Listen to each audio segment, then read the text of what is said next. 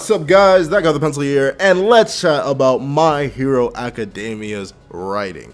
Now, I may be known as a person who has criticized My Hero Academia's writing before, and I'll do it again in a heartbeat, like I'm about to do right now. But hold on, anyone who has read or watched My Hero Academia knows the exact writing pattern I'm talking about. It's school arc to combat arc to school arc to combat arc, or well, not combat. It's school arc to villain arc to school arc to villain arc to school arc to villain arc. Now, I know the show is called My Hero Academia, but here's what I have to say about it being called My Hero Academia. The thing that's holding back My Hero Academia the most in my mind, the thing that causes me the most problems, the reason why I keep begging and begging for a time skip, it's because them being children, them being actual children fighting these full-grown villains is what throws me off. Like I can't help it. The academia part of My Hero Academia is what holds the series back for me so much. Because here's the thing: it's trying to have its cake and eat its too. It's trying to tell us these kids are kids. They're learning to be heroes. They are not ready for the real world. At the same time, you have people like Midoriya who are just going out and soloing villains. You have people like Todoroki, you have Todoroki, Midoriya, Ida taking out the hero killer. Pro heroes couldn't do it. You have Overhaul, the most powerful to ever powerful at the time. And except for All for One, obviously, he going out and getting taken out by Midoriya. You have Muscular, one of the most dangerous villains who killed 2 pro heroes in the past, gets taken out by Midoriya. And the disconnect that it causes me is just like, Midoriya's 15. I don't even think he's 16 yet. Huh? Like, the main issue with My Hero Academia's writing is that it contradicts itself. It wants to, like I said, it wants to have its cake and eat it too. Like, you cannot tell me these kids are incapable of proper hero work because they're kids and they don't have enough training, only for them to go out and do better than actual pro heroes. Like, how am I supposed to interpret that? What way do you want me to take that? That's the thing, you can't have both. You cannot have both. Here's the thing, if Midoriya was like 4 years older, 5, if Midoriya was a cool 20, I would probably have absolutely no problems with him taking out Muscular, Overhaul, these powerful people. If Midoriya was maybe like coming out of UA, I would have no problems with him taking on Muscular, Overhaul, whoever, Gentle. I wouldn't mind it. But the fact that Midoriya is a person who never trained in combat, had never shown any proficiency for combat, and recently got his quirk within the same year, while all these people he's fighting have had their quirks for decades, have been training in harsher environments than Midoriya has for decades. You're telling me Overhaul is a less skilled fighter than Midoriya? You're telling me Muscular may be less skilled, but the experience with muscle augmentation, that's the thing. I'm willing to accept a lot of things in anime. I really am. I'm willing to accept the premise of My Hero Academia in the first place. However, you cannot tell me one thing and show me another. That's my issue. You cannot tell me these kids are kids that always have to go back to school and get more training in. Like, oh, so you're telling me after the USJ arc, they're just going to go back to a tournament because that's what they are? They're just little kids who are going to be participating in this little sports festival for fun because they're kids? No, come on now. Like, oh, so you mean to tell me after the Overhaul arc, these heroes, these kids that have gone and fought full-on gang members and dangerous villains, they still need to go back and do their little 1v1 with class 1B because, they're kids. Like, it's such a flip. Like, I'm struggling to find words to describe it, because if they're this powerful now, at ages 15 to 16 at the oldest, what do I have to look forward to? Actually, what do I have to look forward to? Shigaraki's a full-grown man, and he's getting walloped by Midoriya. To be fair, Shigaraki isn't anywhere near the full understanding of his quirk or his new quirks and his new powers, but still, a full-grown man getting washed by a 15-year-old. who just got that power that same year and is literally destroying himself with no regeneration every single time he does it. Like, I look at these characters and I'm like, these are kids. They're very, very young kids. None of them can even drive yet. I'm not sure if it's different. I don't even think they can even drive in Japan, but I don't know that. I didn't look that up. But that's it. The academia part shakes me up. It's like, especially at the beginning of the war arc, Midnight was putting so much emphasis on, oh, you kids shouldn't be here. You're children. You don't. But I'm like, then why are they here? Oh, right, because they're more capable than you. Like, what was wrong? I know it's very, very difficult. As a person who is writing his own narrative right now, it's very, very difficult to have adults do adult things and still have them stay in an organized group.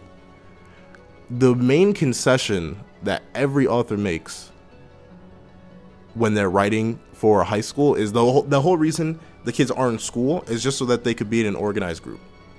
UA doesn't exist for any other reason but that, and obviously to promote the society, but still. If these were adults, I could believe it. If we didn't flip back to some little homegrown school stuff every other arc when people are dying, getting permanent scar, when all this other craziness is going on, then I'd be like, yeah, okay, makes sense. Like, we're ramping up. But every time we start to ramp up, the USJ arc was such a good ramp up. It showed us everything. The League of Villains is out there. Villains are threats. The villain world can rival All Might. But then we drop all the stakes for the tournament arc. Then the stakes rise back up. The hero killer is out there. He's killing pro heroes. He killed Ida's older, well, not killed. He disabled Ida's older brother. The 3 UA students, I would argue Bakugo's easy in the top 5. Some of the top of Class 1A's strongest, they go out and defeat the hero killer. We've ramped up, only to drop back down again right after for an arc that, what even was it? I don't remember. What was the arc after that? But that's the thing. The school arcs also, the main issue is they aren't memorable. They really aren't. Do you remember the provisional license exam? I do, because I remember it because I don't like it. Because it was also a ramp up of stakes. Hold on, I'm gonna pull up the arcs in front of me right now, because like I said, the pattern here is the issue. The fact that it's always on off, school, not school. The fact that it's that kind of pattern is what really, really, really holds it back. Because we go from entrance exam to quirk apprehension test. That's barely an arc. I don't really care. That's not really an arc to me. The battle trial. All these things that are supposed to have tension for us, but they don't matter because they're in the school. Then the USJ arc. Like I said, we built up stakes only to drop right back down to the sports festival. Then we raise up stakes again to the hero killer arc, only to drop back to final exams. That's why I didn't remember. It was so worthless. Like, the final exam arc, stakes are dropped again. Stakes rise once more for the Forest Tramp training arc, and at least they stay risen in the Hideout Raid arc. But then, we're back to the provisional hero license. Like, literally, these kids have gone out and saved Bakugo when a whole team of pro heroes couldn't do it. And you want me to tell me that they still need to go get their licenses? The whole overhaul arc happens right after the provisional license exam. The entire overhaul arc, where we see Midoriya and Kirishima. I'll give Midoriya and Kirishima that. They were so pivotal. Even here, I'll even give it to Uraraka and Asui. If against their one expendable, I'm gonna talk about that later. In their fight with their one expendable, every single child was relevant and like pro hero status. But oh no, they need to go drop back down to the remedial course, and they need to have a festival because this is a school. And then the pro hero arc happens, and I get a taste of what this story could be. I'm telling you, if we can get a time skip and every arc can be like the pro hero arc where we're just following adults doing adult things in the hero world, I would lose it. Because y'all know, the pro hero arc is my favorite arc by a long shot. Like, there's no competition.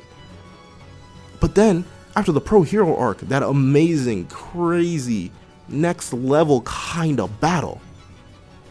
Then we get to the joint training arc. So why? Like, why do we ramp up stakes so high only to drop them, only to ramp them up again for the Meta Liberation Army arc? And then the stakes, I'll admit this is better. The Endeavor Agency arc, it was a little bit better because they're back in the main world. But the thing is, it's still dropping down. Like, the stakes ramped up to drop down again, when you spike back up again to a crazy level with the Paranormal Liberation War arc. And that's where we are right now. So that pattern of school, villain, school, villain, school, villain, school, villain, not only is it repetitive, but it's also detrimental.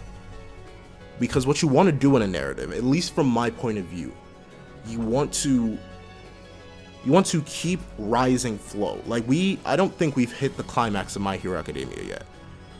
And realize, on a narrative story chart, you want build up, build up, build up, build up. And it's okay to have drops. It's okay to have, like, the ending of the overhaul arc where they're all in the hospital recovering. It's okay to have that, because that's a little dip in tension, but we know villains are we still have conscious understanding of the stakes of the world around us. However, the issue is when you have whole arcs just drop, like, literally 10, 20, 25 chapter spans of nothing relevant to the world and just in the school aspect. Like I said, the academia aspect of My Hero Academia holds My Hero Academia back so much because it just slaughters tension. It slaughters relevant. You know how many times I've gone like, oh yeah, they exist. In terms of the villains, it's because I just, throughout, since My Hero Academia comes out weekly, that means a 25 chapter span is like half a year. A 20 chapter span, and not including days where Horikoshi's having off days, which I can't blame him for. He's a human being, so I want him to stay healthy. But including days like that where he has to delay the manga gets delayed, that means weeks and weeks and weeks are going by without any real plot relevant stuff. The only plot relevant thing that's truly happened, there are a couple. There's Todoroki's Awakening, which happens in the sports festival, and there's the reveal of Midoriya having multiple quirks. Those are the only two relevant things. When, except for the remedial course arc, has a provisional license even been mentioned? Not once. It was worthless.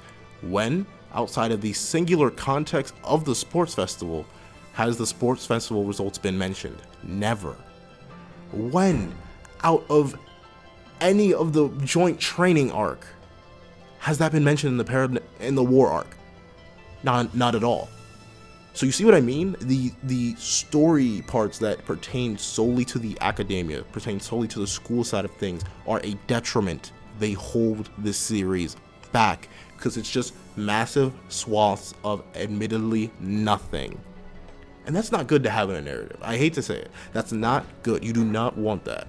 And the issue that comes down when talking about something like that is that I'm not sure what he can do outside of just completely negating and removing the entire academia part. And since My Hero Academia is just that, My Hero Academia, it requires something along the lines of a time skip.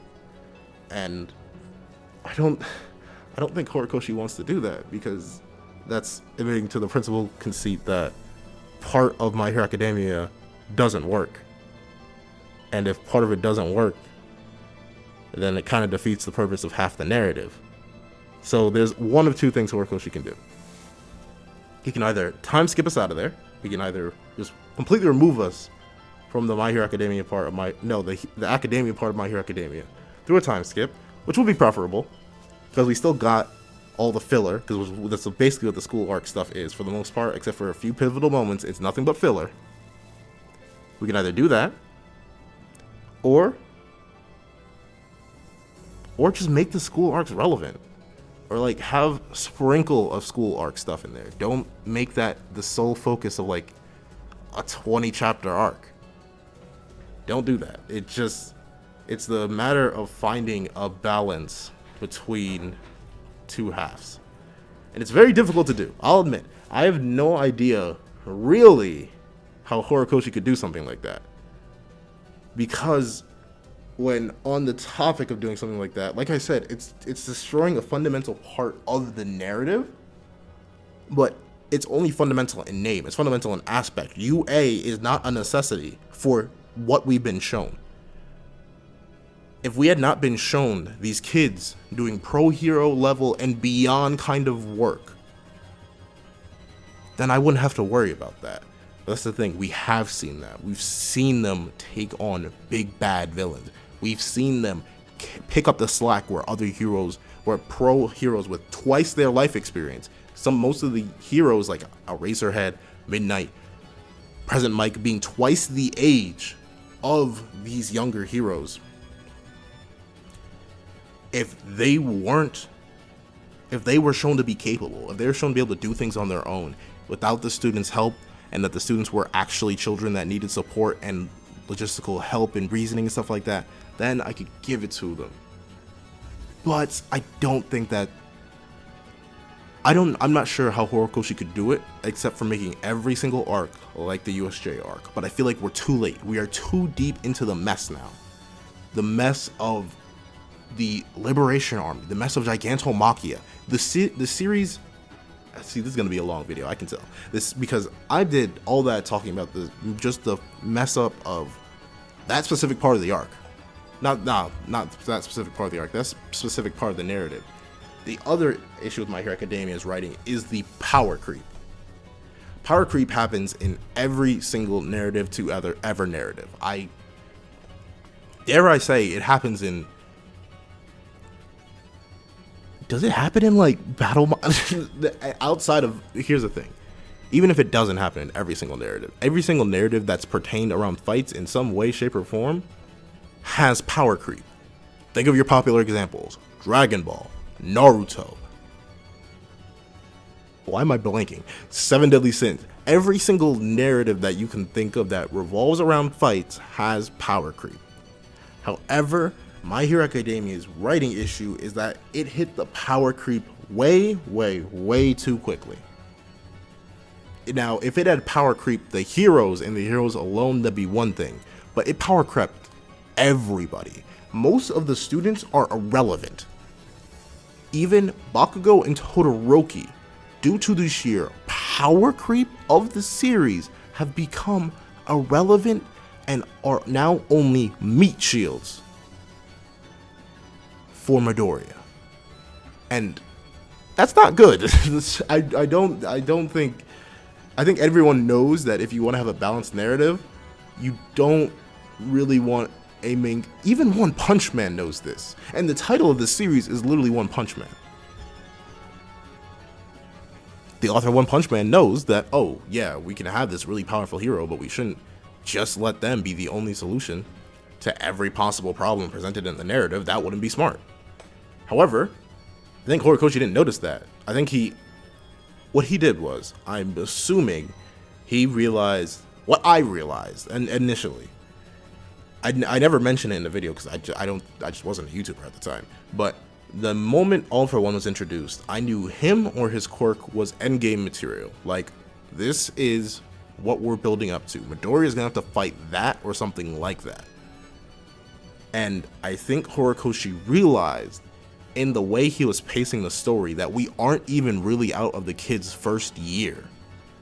He realized that, oh wait, that would take too long. It would take too long to have Midoriya actually master and get better at utilizing just regular One For All. So that's why he started stacking more quirks on top of it, out of nowhere. Started stacking more quirks on top of it, just to make it powerful enough to compete for compete with All For One in terms of just raw versatility to make up for Midoriya's lack of control. That's why Black Whip and Float literally came out of nowhere. We got, at least for Black Whip, we got a little bit of something in that school arc. Like I said, that's one of the few important things that actually happens in a school arc. But Float was literally mentioned. We got no preamble towards it. It just randomly started getting used, and then we got the explanation after the fact. So the issue with this hefty power creep within the narrative is that due to it, there is nothing that anyone can do in narrative unless it's implanting more quirks to make themselves more powerful. Am I wrong? If there's a way, and a lot of people have been pointing out to me, hey, look, Bakugo's still sort of keeping up with Midoriya. To a degree, you're right. But once again, Midoriya, the Midoriya that was getting kept up with by Bakugo was using what, 35, 40%? So still at half his power, still only using one of his quirks, which was just the basic part of One for All, and there's still more quirks to be unlocked. The series has power crept itself way too hard, way too quickly, because Midoriya is still 15. Where's the room for growth? Where is the fear in the narrative if Midoriya is this strong now? I don't know. That's the issue. I do not know where the fear comes from. Because I know, inherently, due to Midoriya's new state of having way more quirks than ever before, that he is going to be just fine no matter what situation he's put in. Because for a fact, Horikoshi has given himself such a safety net that the previous One for All user's quirk could be the answer to whatever scenario Midoriya is put in, whether it makes sense or not. And that's an issue. To be fair, Midoriya is a main character, and unless I'm reading seinen, there's a high chance that the main character is going to survive and everything's going to be cool and happy tears for everyone. But tension snaps so easily when this is what I'm looking at. When there's no regard for anyone else. There's no possibility anyone else could even remotely compete with anything at all. There's no way for Bakugo to support. There's no way for Todoroki to support. No way for Ida to support outside of being meat shields. And that's a sad place to put characters with that much potential as characters. But hey, I've been going on for long enough. If you're wondering if, like, I presented a way to fix the academia problem with My Hero Academia, if you're wondering for a way for me to fix the power creep, there is none. The only way is to do what Horikoshi is doing right now, and by, out of nowhere, making other quirks that were way lesser than One for All somehow equal to them. And will that make sense? No. But it's the only way that I can see, unless he wants to give them more quirks.